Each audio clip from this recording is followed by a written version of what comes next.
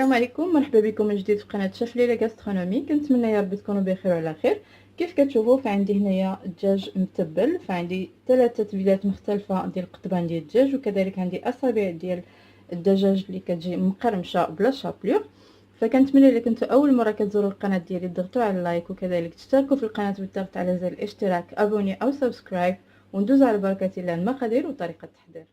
اذا غادي نبداو باول حاجه بهاد التتبيلات. فاول حاجه غادي نوريكم هو انني غادي نحتاج يا اما لي بلاستيك ديال الكونجيلاتور، يا اما بهذا الشكل، او البلاستيكات العاديين اللي كنستعملوا، ماشي ولا بدي نتقيدوا بهادو. وعندي لي باكيت ممكن نوضع فيهم كذلك، فكتبقى اختياري. عندي هنايا عويدات ديال الشوا، فانا كنوضعهم في الماء من قبل باش ما كيتحرقوش لينا ملي يكونوا تيطيبوا، يا اما بهذا الحجم او الحجم الكبير. فغنبداو على بركه الله باول شرموله عندنا. غناخذ كميه من الدجاج، فانا غادي نقسم هاد الدجاج على 3. اول شرموله غادي نحتاجو فيها شويه ديال الكمون، شويه ديال التحميره اولا البابريكا، الفلفل الحار، شويه ديال السكينجبير، شويه ديال العطريه ديال الدجاج، وشويه ديال الخرقوم. فنوضع شويه من الحاجه.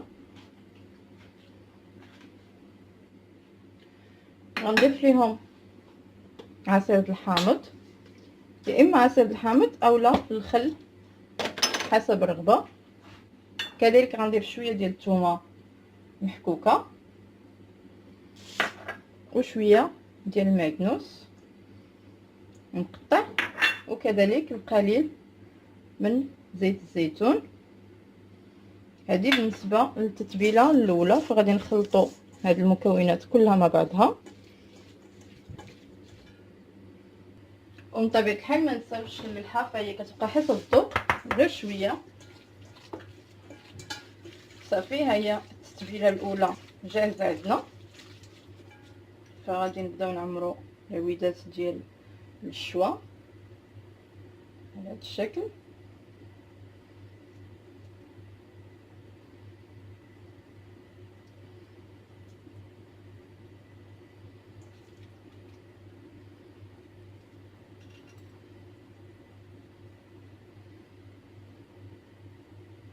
اذا هما القطبان ديالنا من بعد ما حضرناهم فغنخليهم على جنب، وندوزو باش نحضروا التتبيله الثانيه. فغادي ناخذوا كميه من قطع الدجاج.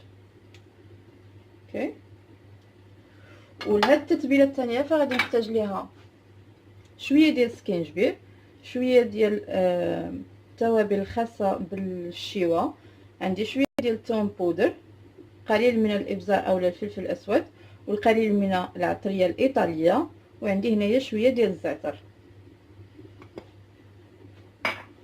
غادي نضيف لهم واحد شويه ديال ترياكي صوص. اوكي، اللي هي هذه. علاش انا كنختار ندير هاد الترياكي صوص؟ فهي كتجي شويه قل من الملوحه من الصلصه الصوجا، وغنضيف لها شويه ديال الصلصه الحاره،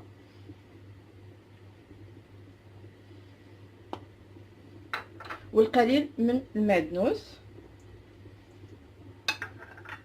شويه ديال صلصه الباربيكيو فقط القليل ماشي بزاف. صافي، وغنضيف كذلك شويه ديال زيت الزيتون، ومن طبيعه الحال ما نساوش عصير الحامض اولا الخل، لانه هو اللي كيساعد كيخلي هذاك الدجاج كيجي فتي بزاف وكيطيب لينا دغيا. ونضيفوا كذلك شويه ديال الثومه، انا نسيتها، فقط القليل ماشي بزاف، لانه الا كان الثومه بغينا نكتفيو بها فقط من هذيك البودره فممكن نكتفيو بها. وغنعمروه كذلك الاعواد ديال القطبان ديالنا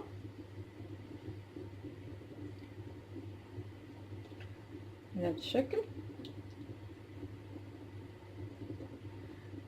بحال هكا، ونكمل الباقي.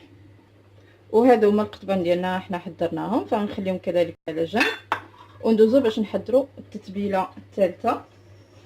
فناخذ كميه من الدجاج، فلهاد التتبيله غادي نحتاجو توم باودر، عندي شويه ديال العطريه اللبنانيه اللي هي هذه، فانا كاع العطريات كناخذهم من كارفور. وعندي هنا شويه ديال الخرقوم اولا الكركم، عندي شويه ديال السكينجبير اولا الزنجبيل، وعندي القليل من الفلفل الاسود اولا الابزار. بالنسبه للملح فانا ما كنذكروش، لكن نتوما كيبقى حسب الذوق. انا الاغلبيه ما كنضيفش الملح لانه ديجا عندي هنايا لي صوص كيكون فيهم الملحه، فغنضيف شويه ديال عصير الحامض، غنضيف زيت الزيتون، شويه ديال المضغ اولا الخردل،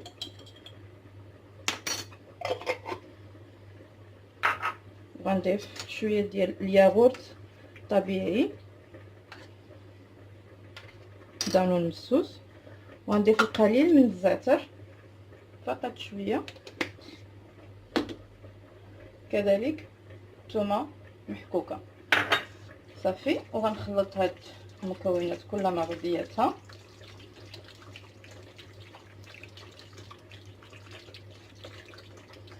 صافي، ونعمر القطبان ديالي.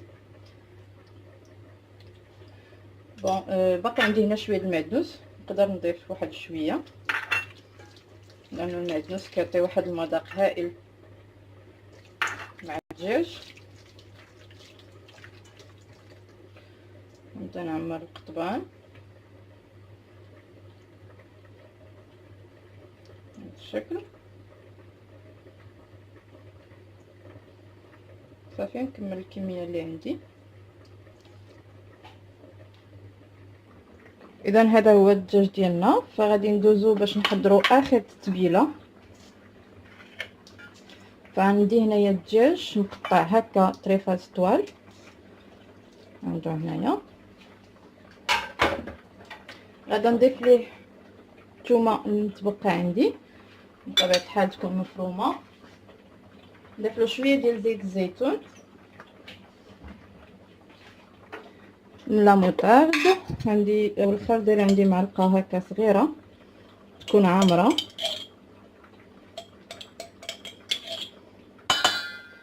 وغنضيف له هاد الياغورت اولا دانون الصوص المتبقي عندي تقريبا واحد نص علبه.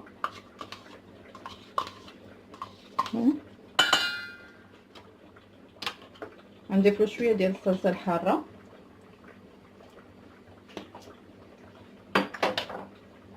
شويه ديال الابزار،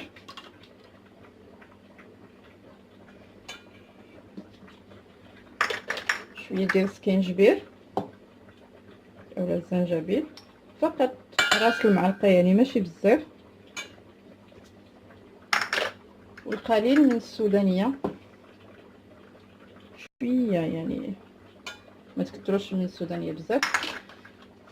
صافي، هادو هما المكونات. ومن طبيعه الحال شويه ديال عصير الحامض اولا الخل، فانا اما كنستعمل الخل اولا هذا ديال الخل ديال الروز، وغنخلط الكل مع بعضياتهم حتى كينسجم لينا هاد الدجاج مع هاد المكونات، ونخليه يترقد واحد شويه، عاد نكملو الطريقه اللي غادي نحضروا بها هاد الاصابع ديال الدجاج. اذا من بعد ما كيترقد لينا هذاك الدجاج شويه، فعندي هنايا انا الخبز محمص اولا لا شابليو. كناخذوا الدجاج وكنمرمدوه هكا في هذا الخبز المحمص، نحاولوا نضغطوا عليه مزيان باش يشد لينا مزيان في هذاك لا شابليو بهذا الشكل. صافي، ونستمر حتى نكمل الكميه كلها اللي عندي. وهذا هو الدجاج ديالنا من بعد ما ساليناه، فهو كيجي على هذا الشكل.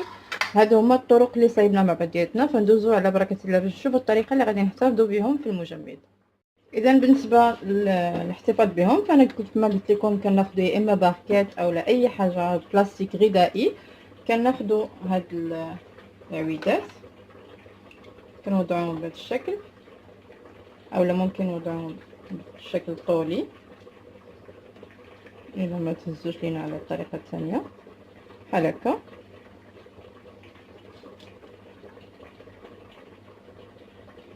وصافي، وكنسدو عليهم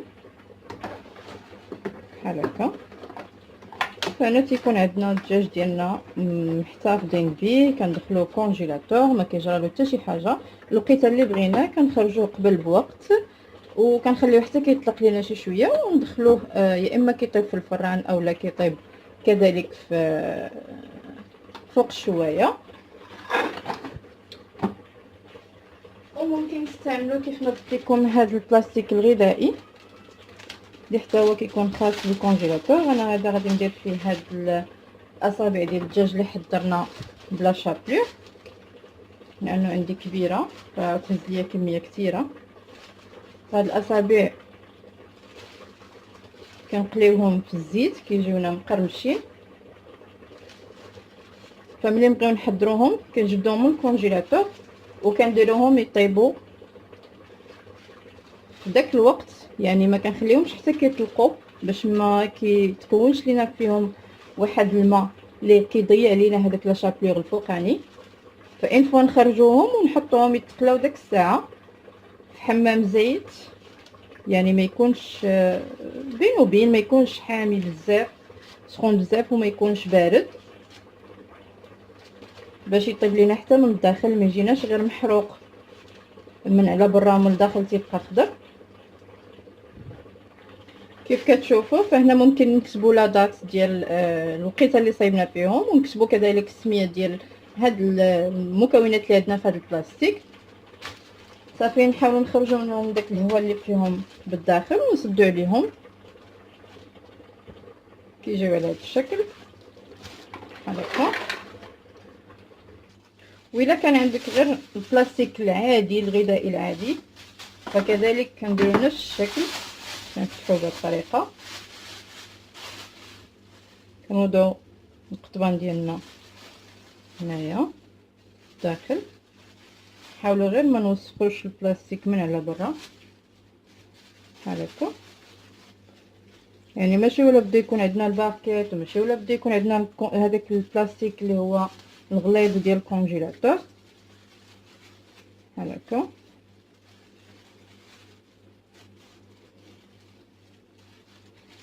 صافي ونسدو عليه بهذا الشكل.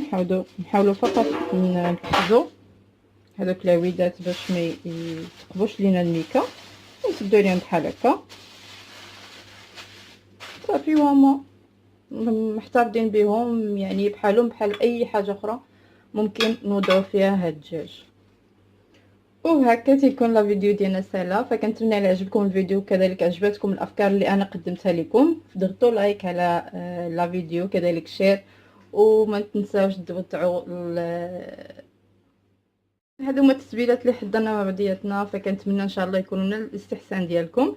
الى عجبكم لا فيديو كذلك عجبتكم الوصفه اللي قدمت لكم ديروا لايك وبارطاجيو مع الاحباب والاصدقاء ديالكم، وما تنساوش الضغط على زر الاشتراك ابوني او سبسكرايب، وكذلك فعلوا الجرس باش يوصلكم كل جديد. نقول لكم خليت لكم الراحه والى فيديو قادم ووصفه قادمه باذن الله.